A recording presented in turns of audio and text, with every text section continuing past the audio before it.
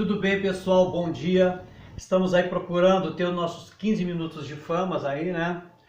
A gente está procurando fazer essa videoaula para atender as demandas aí que a gente precisa, né? Dar continuidade ao nosso conteúdo. Eu espero que vocês estejam bem aí com seus familiares, né? A gente sabe que ninguém gostaria de estar nessa situação, mas é um mal necessário, tá bom? Mas é muito legal poder estar trabalhando com vocês nesse mecanismo, né, de exploração, digamos assim, cognitiva, esse mecanismo que vem ser também um facilitador nesse momento atípico que nós estamos vivendo.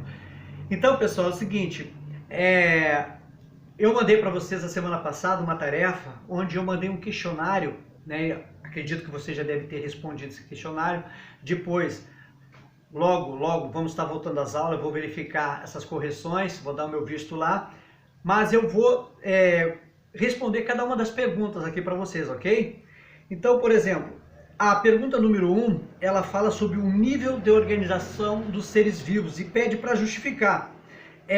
Comunidade compõe população, que por sua vez compõe um ecossistema. Justificar a resposta. O que acontece, pessoal? Na realidade, nesses três ambientes, nós temos os fatores bióticos, que são os fatores vivos, plantas, animais, e temos os fatores, teoricamente, não vivos, que é a luz, água, temperatura. Eu digo teoricamente não vivos porque eles são muito importantes também na manutenção da vida. E aí fica o recado também, né, da gente trabalhar a questão da sustentabilidade. Então, qual a relação que existe entre eles?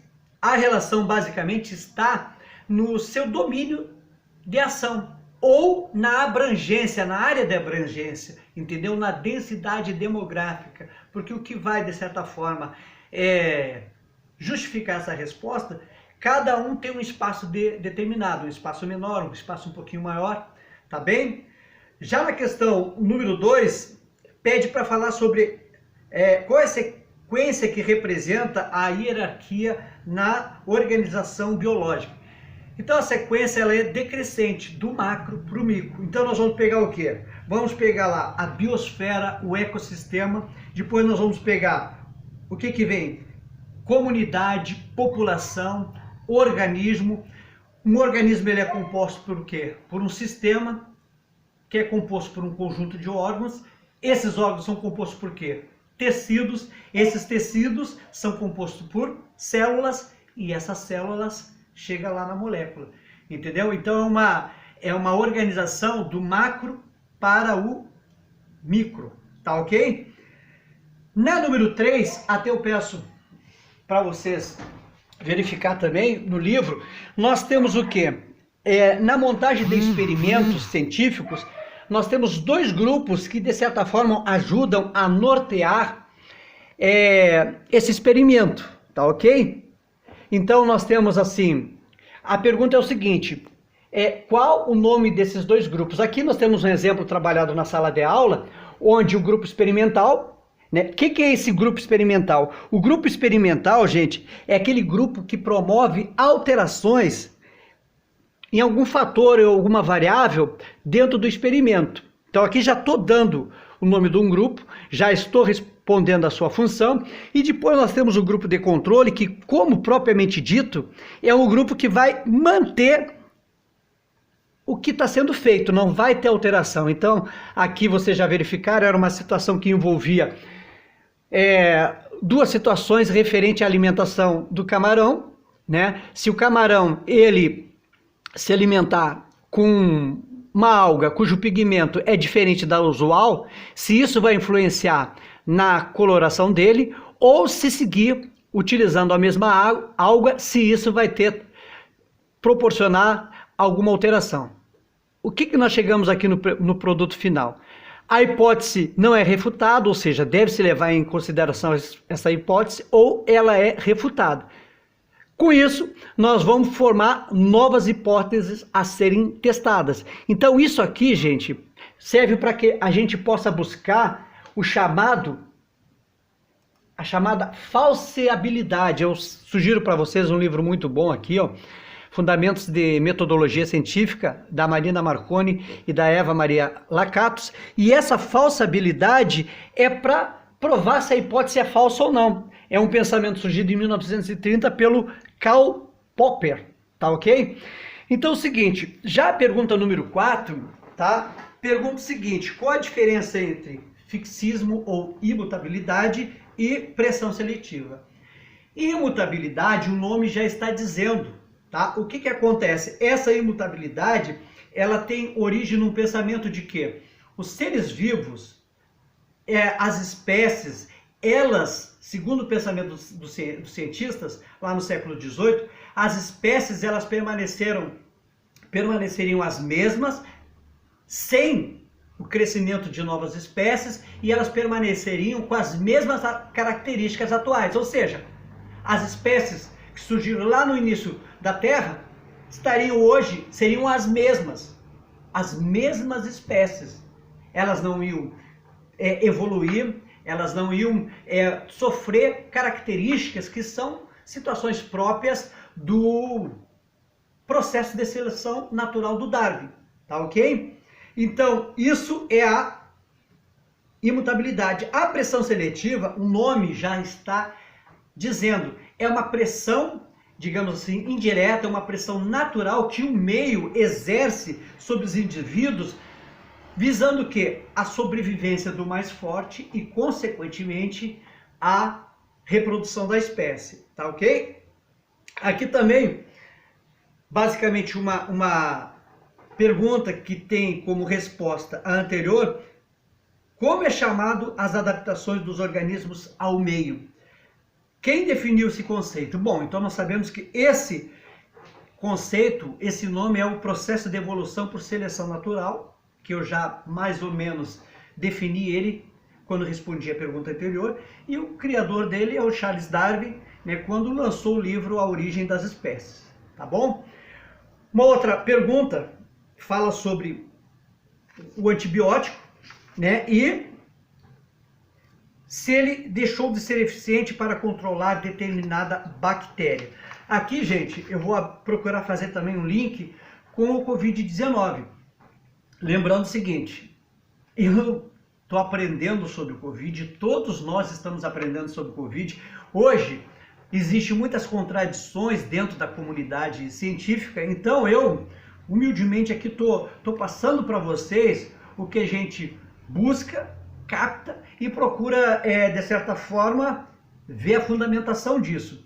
Mas voltando para as bactérias, o que acontece? As bactérias, né, elas têm uma grande capacidade de adaptação ao meio e com isso elas sofrem grandes mudanças, elas sofrem transformações, elas sofrem mutações genéticas.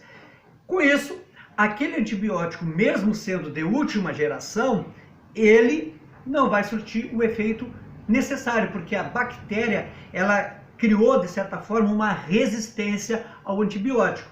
Então, essa é uma das respostas, né, que faz com que as bactérias elas possam, teoricamente, triunfar sobre o antibiótico. A outra também está relacionada ao uso, tu tem que usar ele conforme as recomendações médicas. Olha, tantas doses por dia durante tantos dias. Se tu fugir dessa bula aí, tu vai fazer com que as bactérias elas se fortaleçam cada vez mais. Ou se tu usar ele de uma maneira indiscriminada, vai chegar um momento que ele não vai fazer mais efeito, entendeu? Por quê? Tu tá alimentando as bactérias. E voltado para o Covid-19, gente, é o seguinte, os cientistas falam que com o tempo, né, o andamento aí, infelizmente, da replicação desse vírus, vai chegar um tempo que todos nós vamos adquirir também uma imunidade natural e coletiva, tá certo? Por quê? Porque, de certa forma, também, hoje, existe uma luta, né, entre o organismo invasor e os nossos anticorpos. Qual é o organismo invasor? É o Covid. Os nossos anticorpos, gente, como eu coloquei para vocês, eles são células de defesas inatas do nosso corpo. Elas estão ali aptas para agir diante de qualquer organismo invasor. E o que acontece com o Covid? O Covid, ele tem um potencial de replicação da doença no nosso organismo muito maior do que a nossa capacidade ou a capacidade do sistema imunológico se repor. Para isso, o que é necessário? É necessário uma vacina, né? Existe aí pesquisas bem avançadas em Israel sobre vacinas, entendeu? Existem remédios que estão, de certa forma, sendo produzidos para evitar a replicação dessas bactérias. Nós temos um exemplo de uns 3 dias atrás, aí, se não me falha a memória, que é lá na Austrália, é um vermífugo, o ivermectina, que é bem conhecido, que os cientistas fizeram um trabalho com eles, pesquisas, experiências, entendeu? E tiveram bons resultados no sentido de inibir a replicação do vírus. Então hoje, né, a gente está vivendo esse momento de isolamento social, não é um isolamento social que a gente está fazendo, ou que os governos estão fazendo só por fazer. Alguns até utilizam esse momento para politizar, mas é uma necessidade que todos nós temos, né? Se nós formos analisar aqui, ó, olha só, essa aqui é a tão famosa curva do Covid. Isso aqui sem medidas de proteção. Hoje, de certa forma, a gente está presenciando um isolamento horizontal, entendeu? Esse isolamento horizontal está colocando todo mundo em quarentena. Existe uma tendência do governo trabalhar aí a questão do isolamento vertical. Por que esse isolamento vertical? No caso, só vão ficar de quarentena, de isolamento social, as pessoas que têm uma predisposição para alguma doença, mas pessoas que estão em vulnerabilidade. Então, o porquê dessas medidas? Essa aqui é chamada curva de achatamento. Então, essas medidas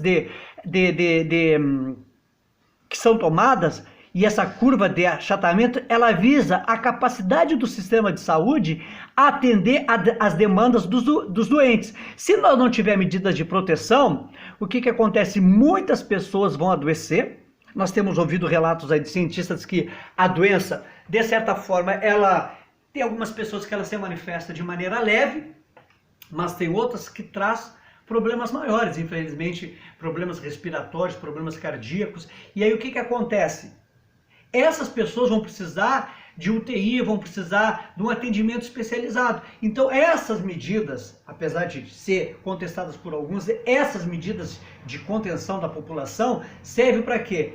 Para que não venha sobrecarregar o sistema de saúde. Então existe um cálculo de previsibilidade dentro dessa política de afastamento social, um cálculo de previsibilidade da doença, dos infectados que vão precisar de um atendimento mais, digamos assim, mais notório, entendeu? Vão precisar de UTI, vão precisar de ventiladores artificiais, tá? Então a gente está vivendo essa situação, mas logo, logo, logo nós vamos triunfar sobre ela, vamos estar juntos, tá ok?